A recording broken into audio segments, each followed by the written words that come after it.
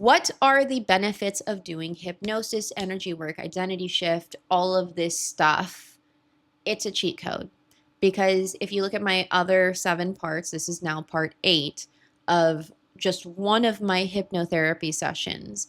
My nervous system literally believed I was in fight or flight response when I was vulnerable with anyone because it subconsciously believed that I could only be safe with my parents.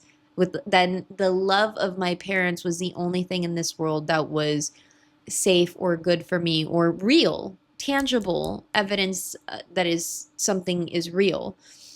And when we discovered that and removed that false narrative and that false belief, now I can see very clearly what love is and isn't. That I was loved before I came to my parents. I had love before I came out of that little canal. And I have love now, 34 years after, because the love was always within me. I didn't need something outside of myself. And a lot of work in hypnosis and energy work is understanding and rewiring the belief that you need anything outside of yourself, whether it be love, money, finances, confidence, like you name it. This work can truly be the cheat code. And I worked in mental health and cognitive therapy for over 10 years. I didn't see people getting better the way that I see people getting better with hypnotherapy. Imago therapy is probably one of the only talk therapies that I'm like, okay, that's pretty cool. Like that, I see that improving too. Hypnotherapy, identity shift, mindset work. There's a bunch of them in that, but it's basically like a way of removing that energy that's attaching, let's say, removing love from this story. Let's use another example of anger.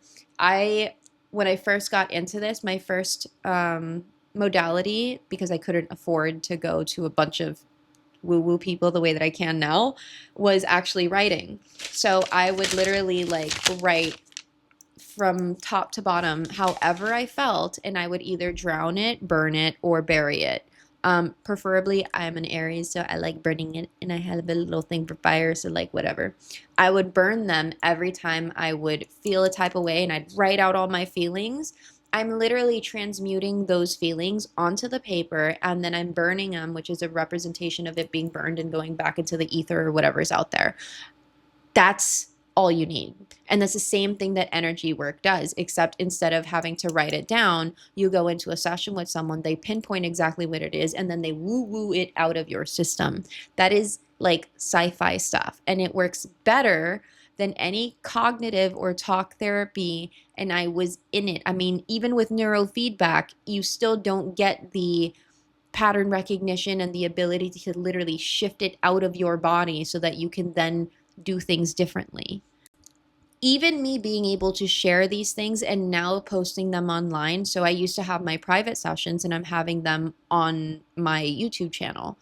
That in itself is an act of being more vulnerable with the general public that I didn't have before. I still had my podcast before. I had various many of them, but I was arguing with people and I was like, none of that was vulnerable. None, and here's the kicker too is I would try to be vulnerable, but put myself in weird situations with weird people or like on a debate. Like, why would I be vulnerable there? Because my subconscious was trying to prove to myself, see, this is why you're not supposed to be vulnerable.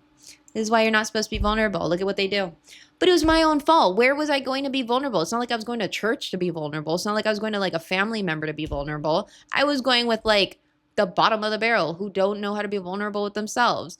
So it's just understanding and being really clear on pattern recognition and understanding as a human, how am I functioning and what kind of life do I want? That was really cool. And it was fine for me in my 20s because I will cut it in a second, but it was fine for my 20s. But now that I'm in my 30s and I want to have a family and start all of that, this is necessary work for me to do. I can't just sit there and be like, oh, it's everybody else. Well, I'm becoming more and more of an adult. So clearly, I do pattern recognition and I do hypnosis and I do this work on other people. So I can't sit here and be like, I'm fine and dandy. Everything is an opportunity to grow and change and exceed beyond what we think we can. So anyways, this was the whole synopsis on my session in the last week. I've had several, but this one was the most interesting that I was like, oh my God, I can't believe it. And I'm going to call my mom and she's probably going to laugh at me. She's going to be like, really? You need my permission? Really? You need my permission? Really? And I'm going to be like, yeah, I needed your permission. Isn't that crazy? But I don't anymore, Mom. I'm a rebel. Just kidding. I still love her. And my dad, but she was more the like one that I needed permission from. It's interesting. God, it's so interesting. My name is Anna. I am having an event October 20th where I teach you many of these things, like how mindset affects your sales and your marketing. But more than anything, I'm going to be teaching you on how to be magnetic, pulling in the correct and the right clients that say yes to you effortlessly. And I'm super excited. It's my first online event. Hope to see you there, and you know what to do.